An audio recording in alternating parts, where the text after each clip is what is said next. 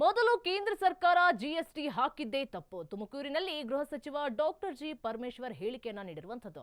ಪ್ರಪಂಚದ ಹಲವು ದೇಶಗಳಲ್ಲಿ 5% ಜಿಎಸ್ಟಿಯನ್ನ ಹಾಕ್ತಾರೆ.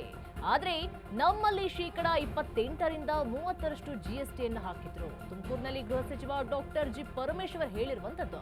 ಪ್ರಪಂಚದ ಹಲವು ದೇಶಗಳಲ್ಲಿ 5% ಜಿಎಸ್ಟಿಯನ್ನ ಹಾಕ್ತಾರೆ. ಆದರೆ ನಮ್ಮಲ್ಲಿ ಶೇಕಡ 28ರಿಂದ 30%ನಷ್ಟು ಜಿಎಸ್ಟಿಯನ್ನ ಹಾಕ್ತಾರೆ. 8 ವರ್ಷ ಜಿಎಸ್ಟಿ ಸಂಗ್ರಹಿಸಿದ ಮೇಲೆ ಮನವರಿಕೆ ಆಗಿದೆ. ಹೀಗಾಗಿ ಕೇಂದ್ರ ಸರ್ಕಾರ ಜಿಎಸ್ಟಿ ಕಡಿಮೆ ಮಾಡಿದೆ. ಜಿಎಸ್ಟಿ ಕಡಿಮೆ ಮಾಡಿದ್ದನ್ನ ಸ್ವಾಗತ ಮಾಡ್ತೇನೆ. ಜಿಎಸ್ಟಿ ಹಾಕಿದ್ದೇ ತಪ್ಪು. ತುಮಕೂರಿನಲ್ಲಿ ಗೃಹ ಸಚಿವ ಡಾಕ್ಟರ್ ಜಿ ಪರಮೇಶ್ವರ್ ಹೇಳಿಕೆಯನ್ನ ನೀಡಿರುವಂತದ್ದು.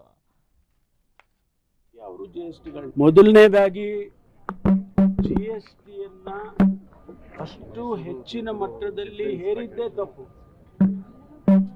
8 ವರ್ಷ ಆದ ನಂತರ ಅವರಿಗೆ ರಿಯಲೈಸೇಷನ್ ಆಗಿದೆ ಕೇಂದ್ರ ಸರ್ಕಾರಕ್ಕೆ. ಪ್ರಪಂಚದಲ್ಲಿ ಯಾವುದೇ ದೇಶದಲ್ಲಿ 5% ಯೂನಿಫಾರ್ಮ್ ಜಿಎಸ್ಟಿ ಹಾಕ್ತಾರೆ. ಯಾವುದೇ ದೊಡ್ಡ ವಸ್ತು ಉತ್ಪತ್ತಿ ಮಾಡುವಾಗ, ಆ ದೇಶದಲ್ಲಿ ಉತ್ಪತ್ತಿ ಮಾಡುವಾಗ ಅದಕ್ಕೆ ಅನುಗುಣವಾಗಿ ಅವರು ಜಿಎಸ್ಟಿಗಳನ್ನ ಹಾಕ್ತಾರೆ. ಆದರೆ ನಮ್ಮ ದೇಶದಲ್ಲಿ 28%, 30% ಆ ರೀತಿಯೆಲ್ಲ ಹಾಕಿ 8 ವರ್ಷ ಕಲೆಕ್ಟ್ ಮಾಡಿಬಿಟ್ಟು ಈಗ ಅವರು ರಿಯಲೈಸೇಷನ್ ಆಗಿದೆ, ಅದನ್ನು ಕಡಿಮೆ ಮಾಡಿದ್ದಾರೆ. ನಾನು ಸ್ವಾಗತ ಮಾಡ್ತೀನಿ, ಅದ್ರ ಬಗ್ಗೆ ನನಗೇನು ತಕರಾರಿಲ್ಲ. ಆದರೆ ಇಷ್ಟೆಲ್ಲ ಆದ ಮೇಲೆ, ಇಷ್ಟೆಲ್ಲ ಹಣ ಕಲೆಕ್ಟ್ ಮಾಡಿಕೊಂಡು ಅದನ್ನು ಅದ್ರ ಬಗ್ಗೆ ಏನೂ ನಮಗೆ ಲೆಕ್ಕ ಇಲ್ಲ. ಅದ್ರ ಬಗ್ಗೆ ನಮಗೇನು ಇಲ್ಲಿವರೆಗೂ ಆ GST ಎಷ್ಟು ಕಲೆಕ್ಟ್ ಆಯಿತು 8 ವರ್ಷದಲ್ಲಿ, ಎಷ್ಟು ಹಣ ಯಾವ್ಯಾವುದಕ್ಕೆ ಖರ್ಚು ಮಾಡಿದ್ದೀವಿ ಅಂತಕ್ಕಂಥದ್ದು ಎಲ್ಲೂ ಕೂಡ ಪಾರ್ಲಿಮೆಂಟಲ್ಲಾದರೂ ಕೊಡಬೇಕಲ್ಲ, ಆ ರೀತಿ ಯಾವುದೂ ಇಲ್ಲ. ಆದರೂ ಕೂಡ ಇವತ್ತೇನು ತೀರ್ಮಾನ ಕೇಂದ್ರ ಸರ್ಕಾರ ಮಾಡಿದೆ, ನಾನು ಅದನ್ನು ಸ್ವಾಗತ ಮಾಡ್ತೇನೆ.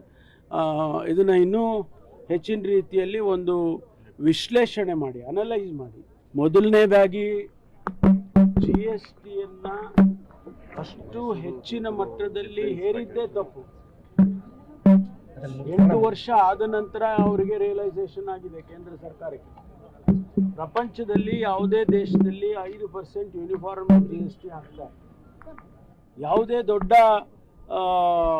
ವಸ್ತು ಉತ್ಪತ್ತಿ ಮಾಡುವಾಗ, ಆ ದೇಶದಲ್ಲಿ ಉತ್ಪತ್ತಿ ಮಾಡುವಾಗ ಅದಕ್ಕೆ ಅನುಗುಣವಾಗಿ ಅವರು ಜಿಎಸ್ಟಿಗಳನ್ನ ಹಾಕ್ತಾರೆ.